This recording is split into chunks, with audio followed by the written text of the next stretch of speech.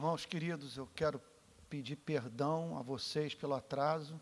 Tenho procurado ser zeloso pelo cumprimento do compromisso que firmei com vocês de estar aqui às 8, mas hoje ocorreu um imprevisto. A Globo News me chamou para uma entrevista agora, no centro do Rio, por conta de um dado que eles conseguiram colher com os hospitais da região metropolitana do Rio de Janeiro, com a Secretaria de Saúde, que é impressionante mesmo, que é o número de pessoas baleadas por dia no Rio de Janeiro. Todos os dias, 13 pessoas são baleadas. É impressionante o que está acontecendo. Então, me chamaram para falar sobre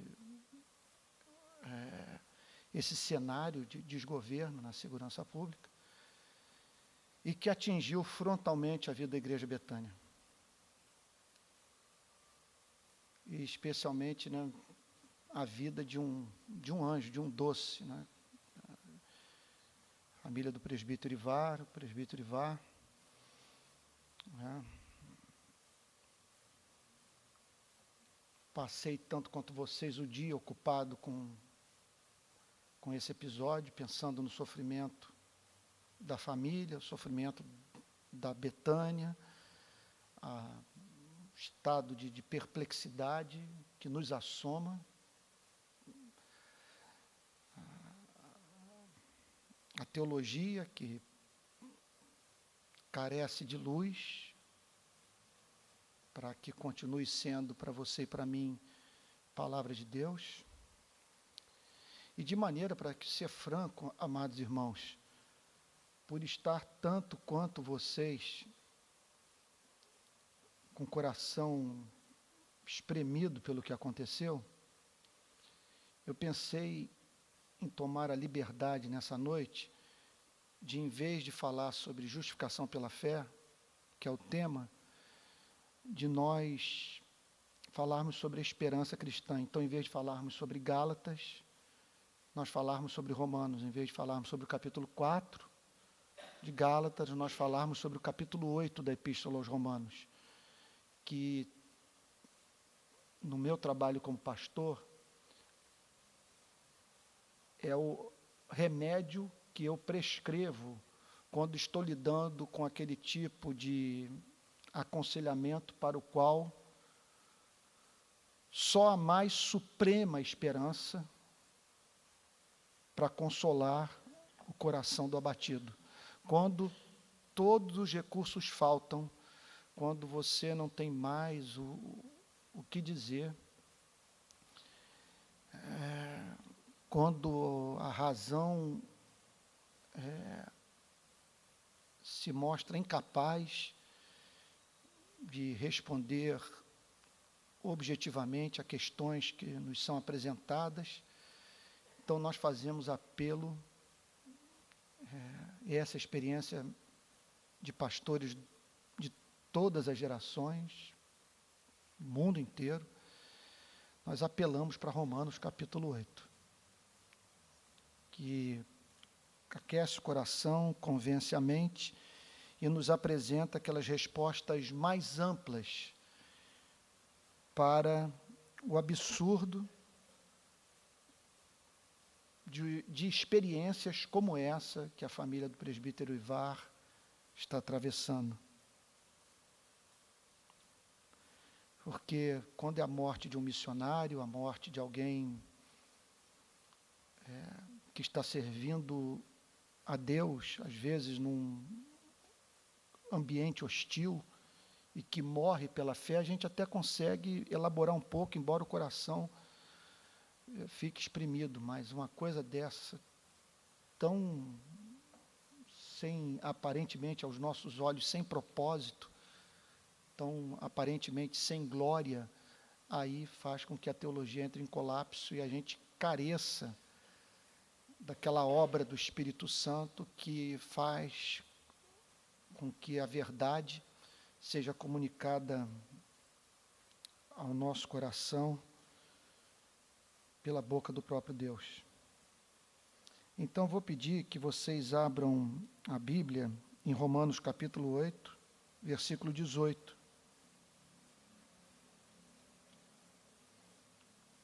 Confesso a vocês também que estou vindo de uma semana muito difícil, lidando com assuntos áridos demais, mais morte nas favelas onde nós trabalhamos. E isso não para de acontecer, não aguento mais ver tanto sofrimento e lidar diariamente com tamanha impotência diante da inoperância das autoridades públicas. Mas vamos lá para Romanos capítulo 8, verso 18. Pai Santo, nós carecemos nesta noite da Tua graça, porque a vida se voltou contra a nossa teologia. Nós queremos harmonizar os fatos, aquilo que sabemos ser verdadeiro. Mas, Senhor, a mente entra em colapso, pois nos vemos diante do absurdo, do qual temos dificuldade de extrair alguma coisa de bom. Então, ajude-nos na nossa fraqueza, na nossa limitação, na nossa falta de intimidade contigo, e console-nos e ajude-nos, Senhor, com a consolação que haveremos de receber, consolar os abatidos, Senhor. Em nome de Jesus, Senhor, derrama espírito de sabedoria e de entendimento, que haja abundante graça nessa noite, para a glória do Teu nome, amém. Então diz assim o verso 18 da carta de Paulo aos Romanos: porque para mim tenho por certo que os sofrimentos do tempo presente não podem ser comparados com a glória a ser revelada em nós. Então observem que o apóstolo Paulo, nesse versículo, ele não nega a realidade da dor, portanto, não há promessa bíblica que nos garanta a passagem por esse planeta sem derramamento de lágrimas, sem coração apertado, sem perplexidade, sem dificuldade de entender o curso de uma providência que muitas vezes se nos configura como cruel. Então, na verdade, o que nós observamos nessa passagem é que a Bíblia nos ensina com muita clareza que por motivos que nos são inescrutáveis, e como dizia o grande Martin Lloyd Jones, a inescrutabilidade de Deus é o que mais nos faz tropeçar na vida espiritual, fato de nós não entendermos os seus caminhos, e essa providência, portanto, que muitas vezes se nos configura como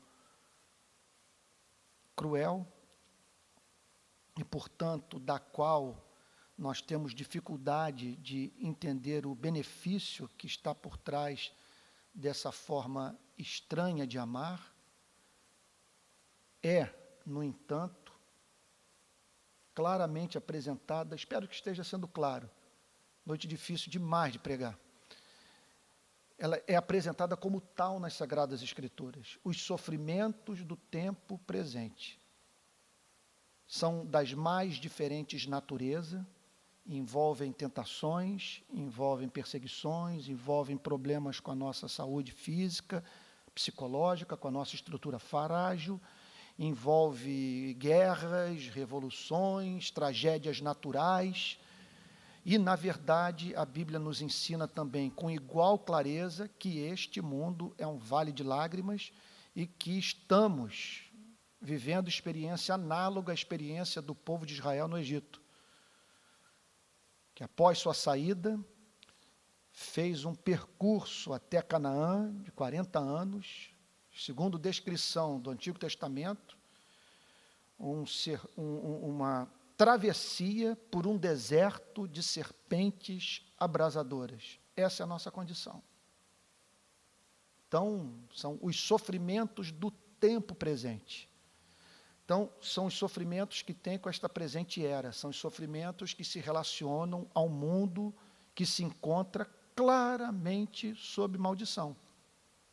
A Bíblia nos ensina isso com igual clareza. É um mundo em rebelião e que, portanto, ele não pode ser mantido por Deus tal como um dia foi, um jardim. Um jardim é um lugar próprio para pessoas que estão vivendo vida agradável aos olhos do seu Criador e que não precisam do megafone de Deus para se arrependerem dos seus pecados. Quando seres criados à imagem e semelhança de Deus voltam as costas para o seu Criador, é necessário que Deus os retire de um jardim e os faça viver numa espécie de mundo que cause lágrimas aos olhos e lágrimas que permitam ao homem ver aquilo que ele perdeu a capacidade de enxergar. Então, porque para mim, tenho por certo, esse é assunto de convicção, tenho por certo, é absolutamente certo. Por que eu tenho por certo? Porque Deus prometeu. Por que eu tenho por certo? Porque a santidade de Deus o exige. Porque se Ele é santo, Ele não haverá de tolerar que seu povo viva ad eterno como ovelha levada para o matadouro. Eu tenho por certo que os sofrimentos do tempo presente, é de uma presente era. Então, é um tempo que tem um prazo de validade, que vai chegar ao fim, repito, porque a santidade de Deus o exige. Deus não pode tolerar para sempre um mundo em rebelião contra a sua vontade. Os sofrimentos do tempo presente não podem ser comparados com a glória a ser revelada em nós. Portanto, o que o apóstolo Paulo está dizendo é que esses sofrimentos são reais. A palavra usada, então, pressupõe dor, pressupõe, muitas vezes, sentimento de abandono, o convívio com o silêncio divino, a necessidade de você ser amparado por irmãos, de ser objeto de uma graça especial que o faça, no momento da maior tormenta, poder dizer: a graça de Deus me basta, o seu poder se aperfeiçoa na fraqueza. Contudo, os sofrimentos do tempo presente não podem ser comparados com a glória a ser revelada em nós, porque esses sofrimentos, embora sejam agudos, eles são revelados na palavra de Deus como sofrimentos que têm um fim, que Deus os permite até que cumpram o seu propósito, que eles não são tão agudos quanto poderiam ser, porque todos eles encontram-se sob o controle da vontade soberana de Deus, e de um Deus que não esmaga a cana quebrada, não apaga a torcida que fumega, e que não permite que nos sobrevenha tentação que roube o ser de nós. Tentação que nós não possamos suportar a ponto de negociar a nossa relação com Deus. Já essa glória, ela representa a mais elevada felicidade que o homem poderia ter, que o homem poderia sonhar, que o homem poderia alcançar, porque a Bíblia declara que nem olhos viram, nem ouvidos ouviram, nem jamais penetrou em coração humano o que Deus tem preparado para aqueles que o amam. Ele não pode se comparar, porque quando nós chegarmos do lado de lá, quando nós cruzarmos o Jordão e lançarmos um olhar retrospectivo, um olhar para o nosso passado, para a nossa história, nós veremos sentido na dor, na lágrima derramada e seremos capazes de detectar propósito, cheio de amor, justiça e sabedoria em cada provação. Verso 19, a ardente expectativa da criação aguarda a revelação dos filhos de Deus. O apóstolo Paulo descreve a criação, o que envolve o reino animal, envolve a natureza como um todo, envolve os seres humanos, aguardando com expectativa ansiosa a revelação dos filhos de Deus, a manifestação dos filhos de Deus, porque hoje essa identidade está oculta. Nós olhamos para a experiência vivida pelo nosso irmão, meu Deus do céu, é a mesma experiência vivida pelo seu Wilson, lá da favela Mandela, em cujo barraco eu estive, na sexta-feira passada. Estava lá o seu corpo, no chão, massa encefálica esparramada pelo piso do seu barraco. Aí você olha, você não vê diferença entre, sabe, uma vida e outra. Contudo, a Bíblia diz que o nosso Salvador conhece suas ovelhas pelo nome, que Ele sabe quais são os seus. E esse conhecimento que Ele tem, a nossa identidade oculta ao mundo, um dia Ele será revelado, um dia será manifesto que nós somos filhos de Deus. Hoje nós nos pegamos passando pelas mesmas tormentas dos não cristãos. Passamos por sofrimentos que são análogos a todos, ou melhor, que fazem parte da condição humana. Nesse sentido, portanto, esse sofrimento ele é bastante solidário. Nós vemos que nas tragédias naturais, nos conflitos entre nações, em epidemias, cristãos e não cristãos, em não poucas ocasiões, igualmente sofrem. Contudo, nesse mundo em que nós somos considerados como ovelhas para o matadouro, a Bíblia revela com muita clareza que o bom pastor conhece suas ovelhas pelo nome, e que um dia essa relação especial que nós temos com Deus será do conhecimento da humanidade. A expectativa da criação aguarda a revelação dos filhos de Deus.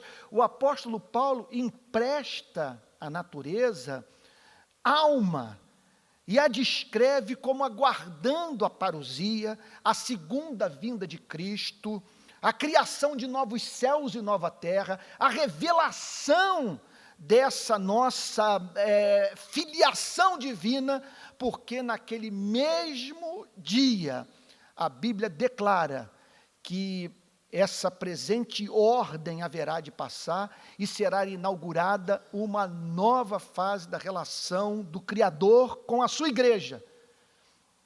Uma fase caracterizada por aquela espécie de consolação que enxugará dos olhos toda lágrima. Versículo 20, pois a criação está sujeita à vaidade.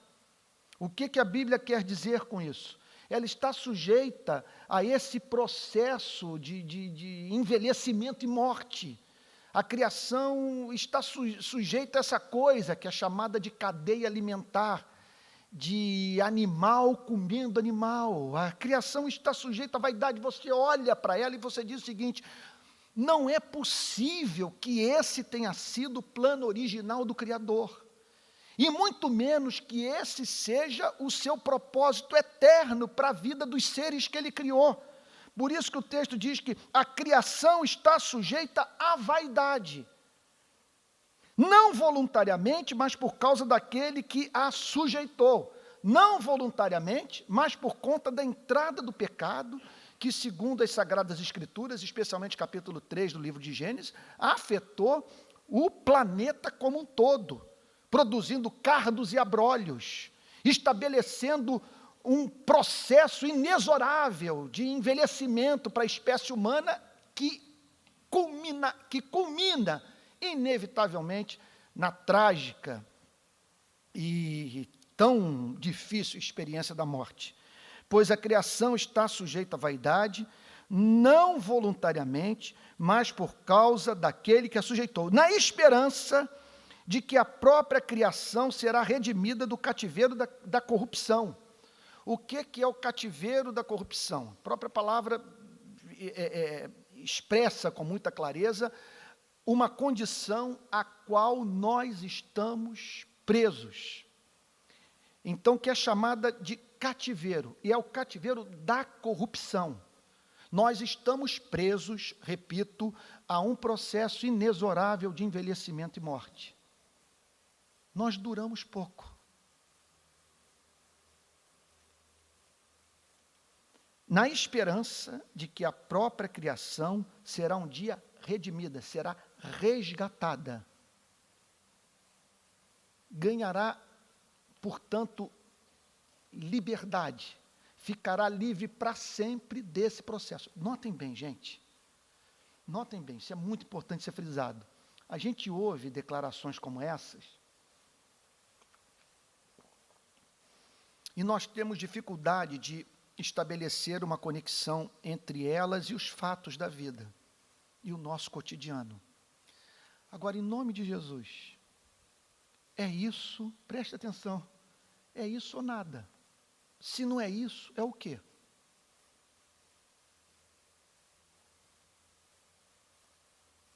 Eu pensei hoje o dia inteiro no Ivar e fiquei pensando, meu Deus, hoje ele tem uma outra Bíblia. Ele nunca mais vai ler a Bíblia do jeito que ele leu. Fiquei pensando, portanto, nessa nossa relação com a verdade. Como que essa relação é marcada pelas circunstâncias da vida. E como que isso determina nossa relação com esse livro. Não ao ponto de nos levar a necessariamente alterar o sentido da doutrina da Trindade, ou da doutrina da providência, ou dos eternos decretos de Deus, a ver de uma outra forma. Acima de tudo, a vida que é vivida debaixo do sol. Vinha passando pela praia de Caraí, mais uma vez, a vida desse irmão na minha mente, eu pensando, meu Deus, ele deixou de ver tudo isso do jeito que eu estou vendo agora. É impressionante isso, sabe, de você, e agora o que lhe resta é Romanos capítulo 8. E essa é a grande verdade que, ao olharmos para irmãos na fé, que passaram por experiências como essa, que nós podemos, dessas mesmas experiências, extrair. Que você passa por certas provas na vida que acabam o levando a depender dessas promessas eternas, mas de uma forma toda especial para viver. Quando você passa por alguma prova que meio que o desconecta desse mundo, que faz com que o seu vínculo com esse planeta seja um vínculo estritamente missionário, enquanto que seu coração está no céu, num mundo que passou a se constituir no único que pode satisfazê-lo. E, de fato, era assim que nós deveríamos viver. O apóstolo Paulo, em não poucas ocasiões, enfatiza a necessidade de nós pegarmos leve as coisas, de nós não botarmos os nossos afetos nesse planeta, porque a aparência desse mundo passa. E aqui está o apóstolo Paulo, mais uma vez, trazendo a nossa memória essa verdade, na esperança de que a própria criação será redimida, será resgatada, será comprada, libertada do cativeiro da corrupção para a liberdade da glória dos filhos de Deus. Tudo isso aqui está em termos superlativos. Tudo isso aqui é glorioso. Por isso que uma coisa não pode ser comparada com a outra. O sofrimento não é o sofrimento mais severo, que o homem poderia enfrentar. Contudo, a glória é justamente o sonho divino para a vida humana, aquilo que de mais excelso Deus poderia oferecer àqueles que foram comprados com o sangue do seu único filho. Sacrifício que, devido ao fato de o Filho de Deus ter comprado esta salvação, remete os que são objetos desse amor para a mais gloriosa promessa de vida que se possa conceber. Então, na esperança de que a própria criação será redimida do cativeiro da corrupção para a liberdade. Então, liberdade em relação ao quê? Liberdade em relação a esse planeta. Finalmente nós ganharemos autonomia em relação a esta vida. Liberdade em relação a todo o processo de corrupção, a todo o processo de morte. Liberdade, é a liberdade da glória, liberdade de seres que viverão em corpos incorruptíveis, liberdade de seres que ficarão livres da contaminação do pecado, do assédio do pecado, das tentações de Satanás, da maldade deste século. É liberdade da glória de seres que não poderiam viver de outra maneira em razão do fato de serem filhos de Deus. Observem que o apóstolo Paulo está se dirigindo aqui a uma igreja sofredora. Essa passagem é uma passagem eminentemente pastoral. Ele escreve pensando nestes que estão passando pelos sofrimentos do tempo presente. E no seu coração pastoral, ele quer consolá-los, quer enxugar suas lágrimas, quer vê-los no colo de Deus. Então, o que ele faz? Ele extrai da doutrina, ou melhor, extrai da revelação, aquelas doutrinas, as mais excelsas, suficientemente gloriosas, para enxugar toda lágrima, para consolar o coração e não permitir que percamos a esperança nesse deserto de serpentes abrasadoras. Verso 22, porque sabemos que toda a criação, a um só tempo, geme e suporta angústias até agora. É impressionante isso. Fato da vida, do qual ninguém consegue se evadir. Porque sabemos que toda a criação, a um só tempo, geme e suporta angústias até agora. Vejam o realismo das Sagradas Escrituras. Vejam como que a Bíblia descreve esse planeta como um planeta de gemido. Um planeta no qual seres racionais e irracionais estão clamando por libertação, ansiando por consolação, desejosos de se livrar do sofrimento desse tempo presente. Verso 23. E não somente ela, mas também nós, não somente a criação, mas também nós quem?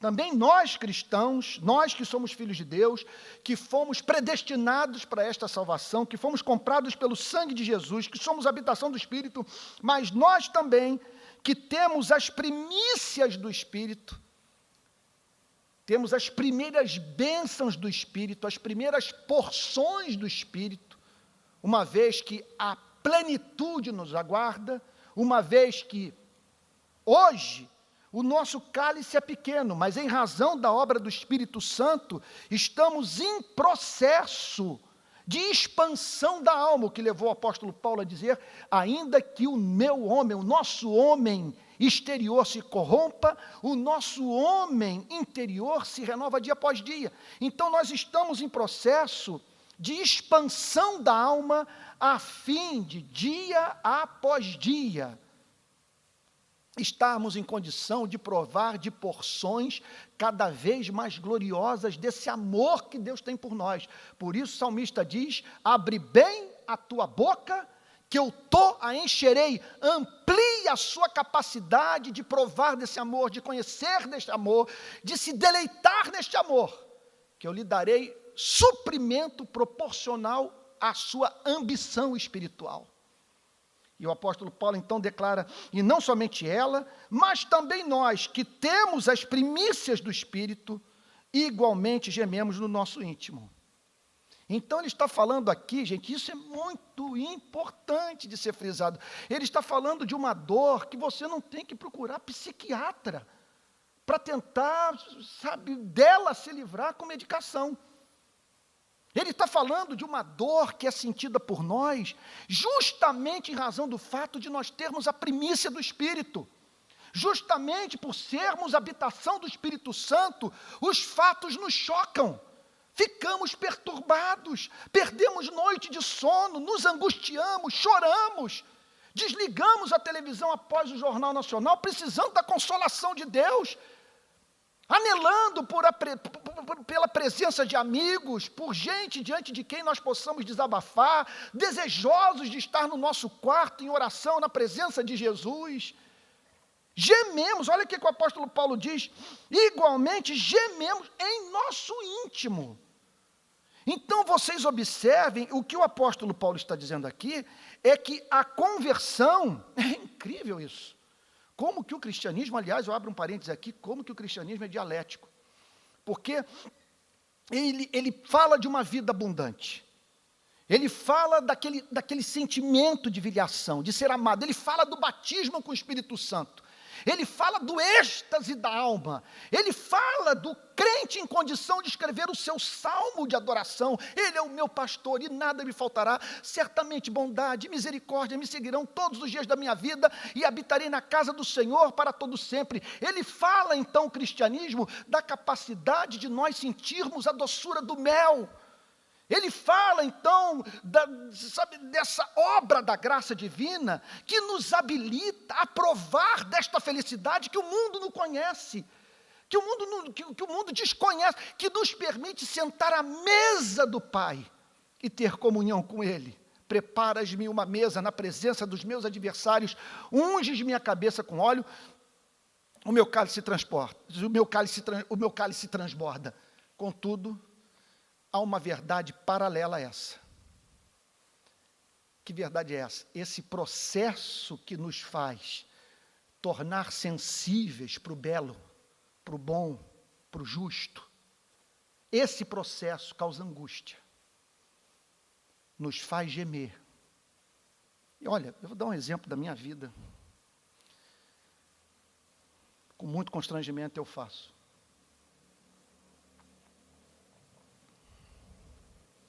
Eu vivi numa família muito confusa. Agora, uma confusão da qual eu fui me dar especialmente conta quando eu me converti. Quando eu passei a ter outras referências.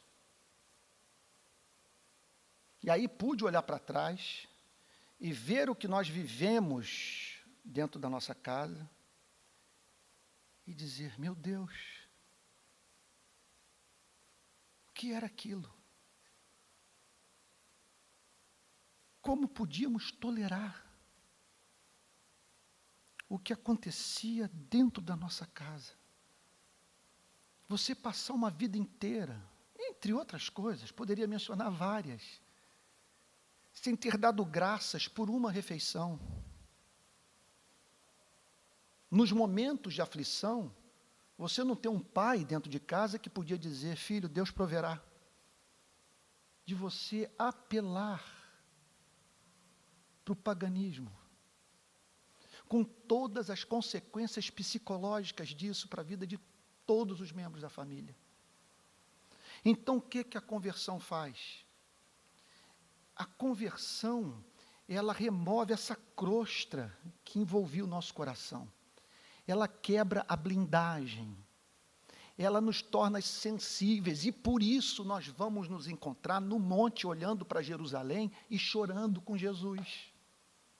Vocês estão entendendo o ponto? Por isso que o texto diz, e não somente ela, mas também nós, que temos as primícias do Espírito, igualmente gememos em nosso íntimo, aguardando a adoção de filhos, não que nós não sejamos filhos adotados, não que nós não sejamos amados por Deus, mas aguardando a plena fruição desta adoção, aguardando a adoção de filhos, aguardando a posse final da herança. O viver numa sociedade santa.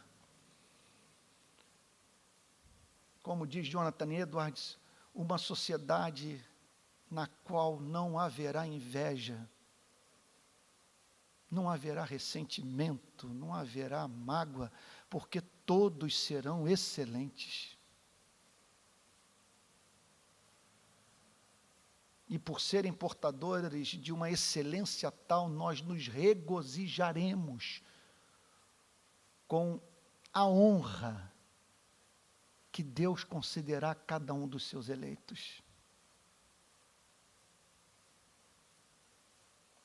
Gememos em nosso íntimo, aguardando a adoção de filhos, e ele destaca aqui a redenção do nosso corpo.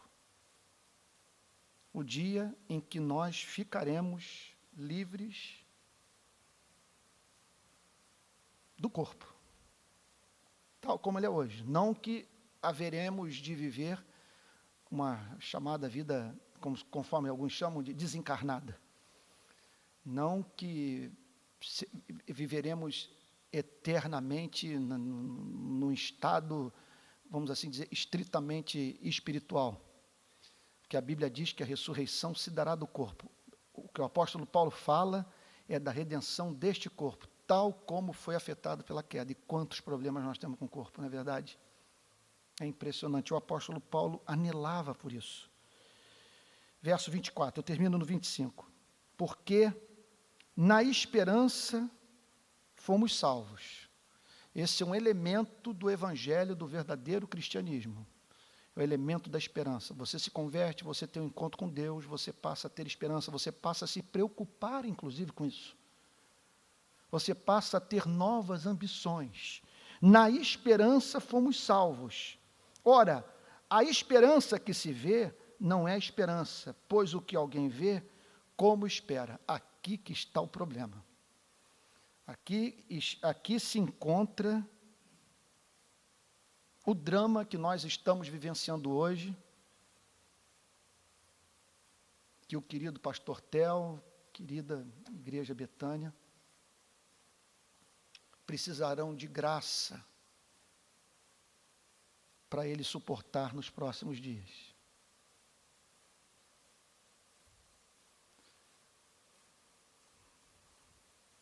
Nós lidamos com o intangível. Nós lidamos com o que não pode ser cientificamente provado.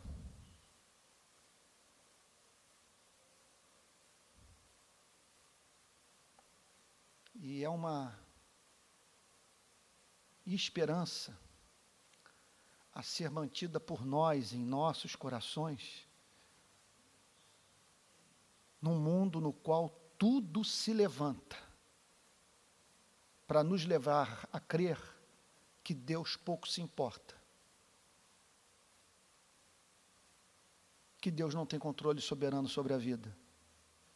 Eu diria para vocês que a suprema obra do diabo é nos levar a confundir Deus com o próprio Satanás.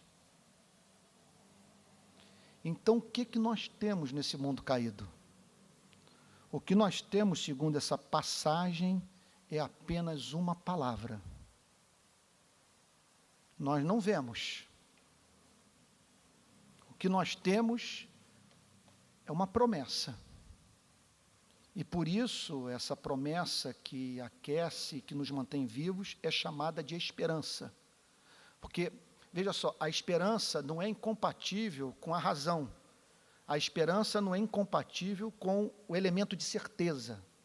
A esperança, ela é incompatível com a visão.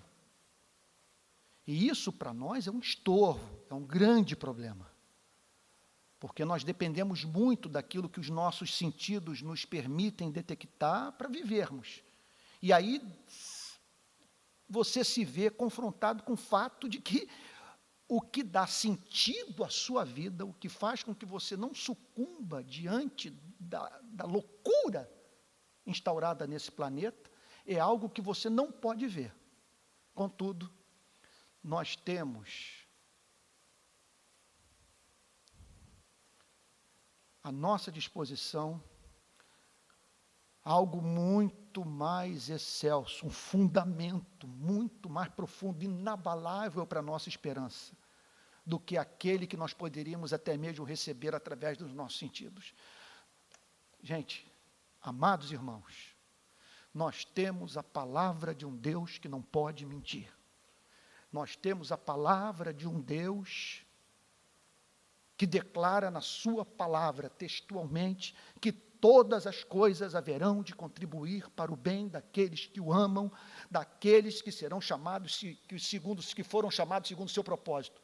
Outro ponto, nós temos a palavra de um ser de conhecimento infinito, que nós entendamos o fato e sejamos humildes quanto a ele, que nós temos hoje acesso a um pedaço da história. Nós não temos uma visão do todo. Nós não sabemos o que é que esses fatos trágicos haverão de representar para a vida dos eleitos na eternidade. Hoje nós estamos com José dentro do fundo do poço, sem conseguirmos divisar o que aquele poço vai representar no plano eterno da redenção. Portanto, entendamos de uma vez por todas que o justo viverá pela fé. Não podemos também nos esquecer que há sobejos exemplos nas Sagradas Escrituras daquilo que estava na mão de Deus, sendo construído pelo próprio Deus. Presta atenção, isso é glorioso, isso é santo, isso é sublime, que se desmanchou em sua mão e que depois foi reconstruído e tornado em algo que jamais seria se não tivesse, vamos assim dizer, como se estragado nas mãos de Deus. Quer evento mais trágico do que a queda? Subitamente você vê corpos humanos envelhecendo, a natureza produzindo espinhos, animal devorando animal. Mas justamente essa queda foi o que possibilitou a vinda de nosso Senhor e Salvador Jesus Cristo, e permitindo com que nós conhecêssemos o amor de Deus numa extensão que não conheceríamos se nós não tivéssemos nos rebelado contra o Criador. Agora, quando todos os argumentos falham, quando todas as doutrinas, tais como as que eu acabei de mencionar, parecem perder sua razão de ser, há um absurdo nas Sagradas Escrituras, capaz de desabsurdificar esses absurdos do nosso cotidiano. É o Filho de Deus ser moído pelas nossas transgressões, de saber que o sofrimento humano, ele foi compartilhado, foi vivido, foi encarnado pelo próprio Filho de Deus. Isso é o que de mais impressionante existe na vida, e que levou o grande teólogo inglês John Stott a dizer a seguinte coisa, quando perguntado sobre, eu acho que eu já citei isso aqui numa pregação na Igreja Betânia, me permitam repetir a declaração de John Stott. Perguntaram a ele qual foi o livro mais importante que você escreveu em sua vida.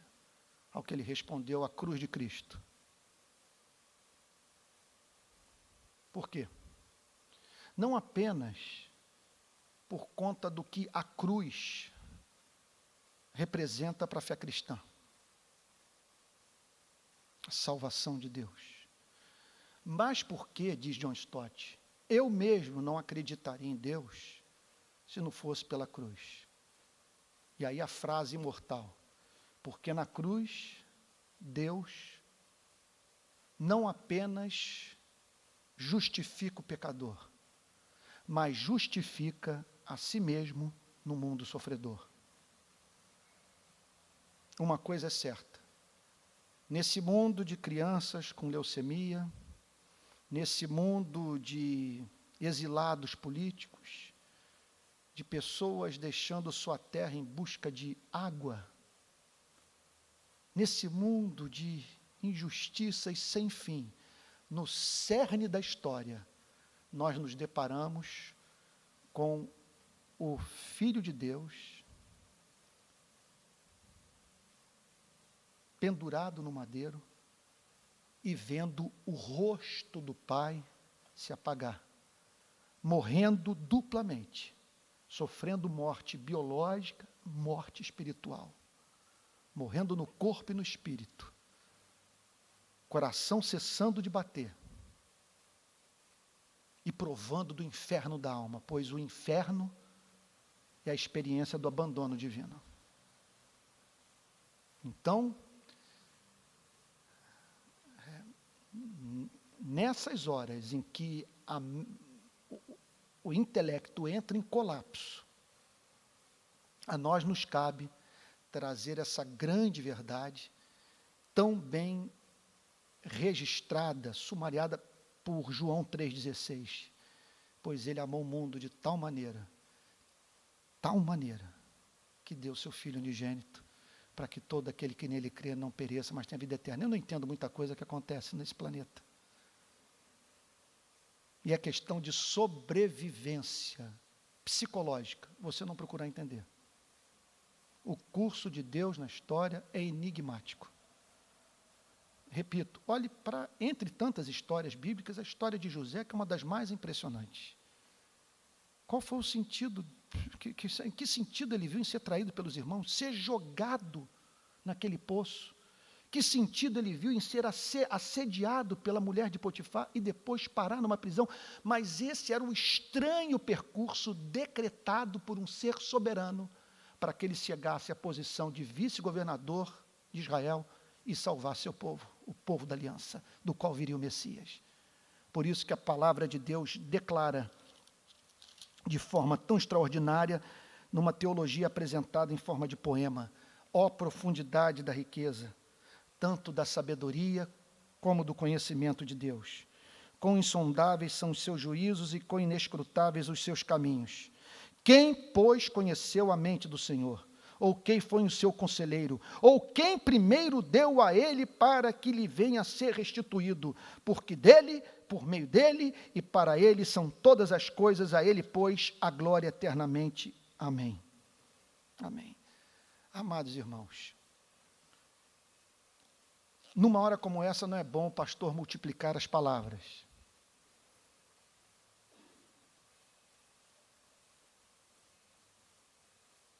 Pois a real consolação,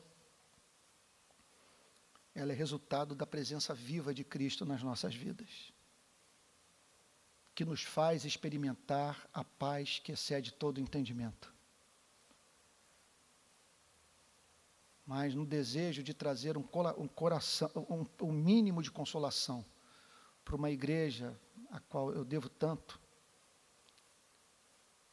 trouxe para o púlpito da querida Igreja Betânia algumas dessas verdades que têm sustentado os santos de Deus ao longo dos séculos.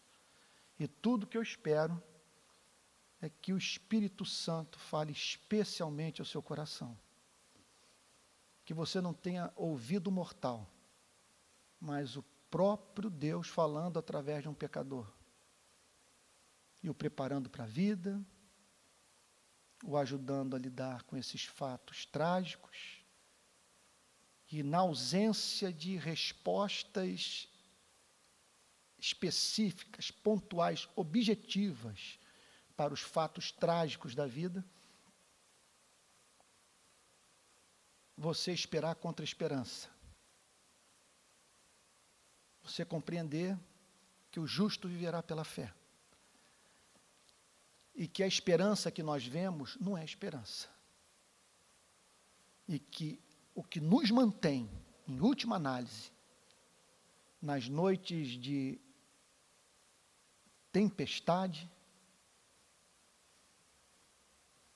é a palavra de Deus, do Deus que não pode mentir, do Deus que selou com o sangue do seu Filho suas promessas para a sua e para a minha vida. Que Deus te abençoe muito, em nome de Jesus. Pastor Tel, se os irmãos quiserem, não sei se cabe num momento como esse alguma espécie de interação, tem alguma dúvida, alguma questão, se não, passa a palavra imediatamente para o pastor Tel, para ele orar por nós.